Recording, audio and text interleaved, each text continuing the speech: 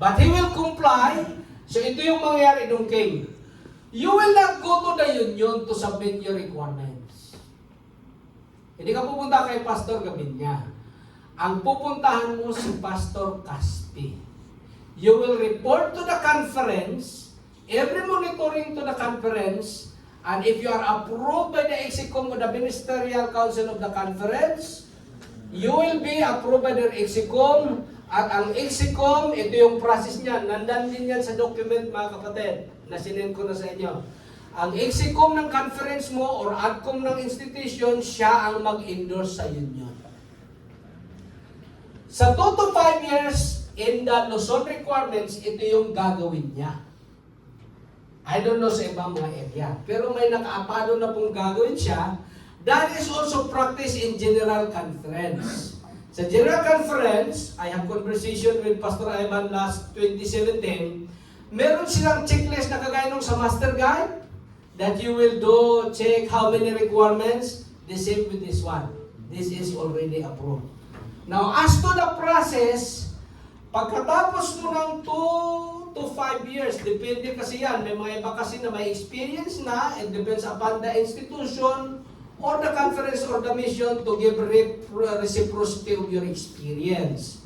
For example, nag-district pastor ka na, so for 5 years or 8 years, kaya bigyan ka lang nila ng 1 or 2 years, so depende yan sa kanila. Sorry, because they are organic. And our responsibility is only to endorse. Now, we just want to be clear, what would be their Accountability. What would be their accountability to their endorsing union?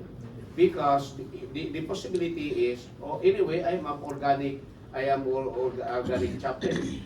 So now I'm endorsed, I'm already organic, so I can just do anything.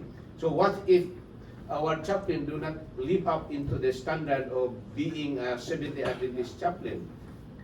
Since he is already in the organic work, can we remove him in the chaplain because he's no longer living up into the Adventist? Good question. Yes, the answer is yes. Now, you know Pastor Peralta, right? Our former Pathfinders. He is not chaplain. Now he is assigned in the Middle East, and a good friend of mine is his neighbor. For a long time already, the General Conference is doing this.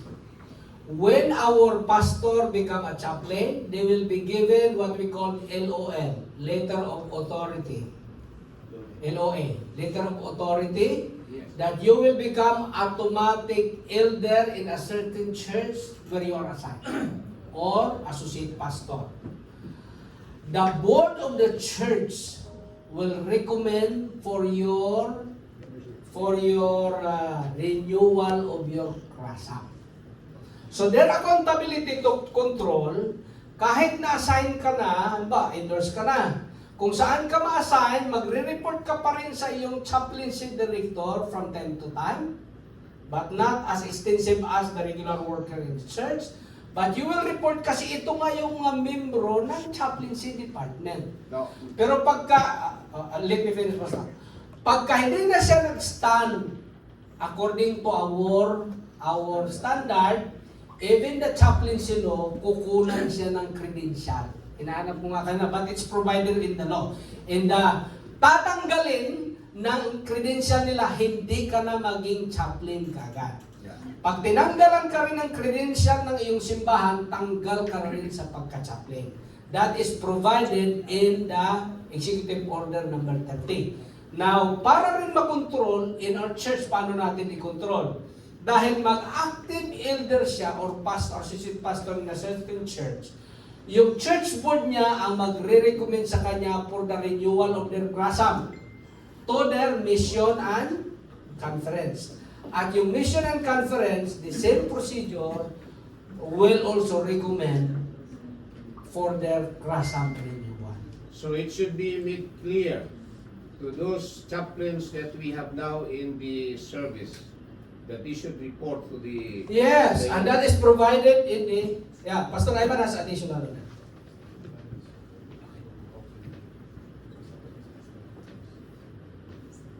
That's the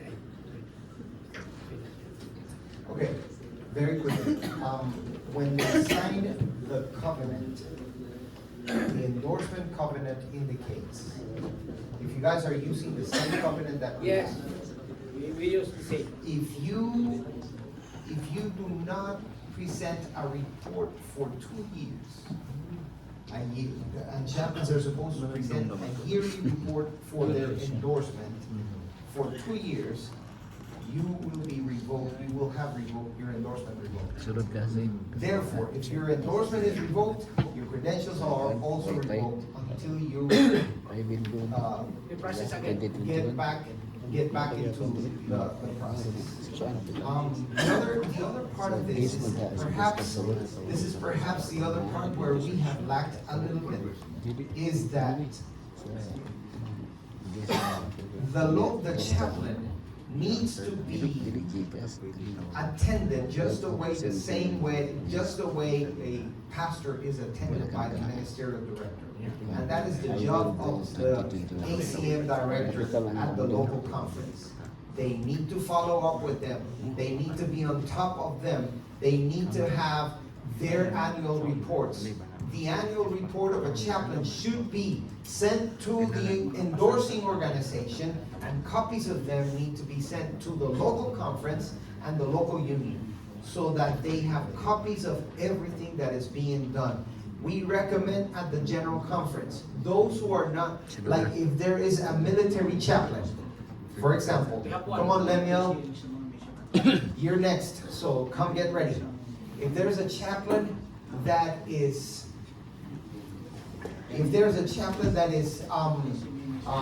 a military chaplain, they need to send a letter to the local conference and the local union every year, reporting his duties and reporting the things that he has done, that they have done. So that way, everybody is aware of everything. And that also, those visits that the endorsing body, and the local union and the conference are doing on a regular basis will also give us a temperature on how they are working within their bounds as a Seventh-day Adventists. We've had situations where we have had to withdraw endorsement and even separate them from church because they have not been ethical in their behavior. So we have all that. We have all that.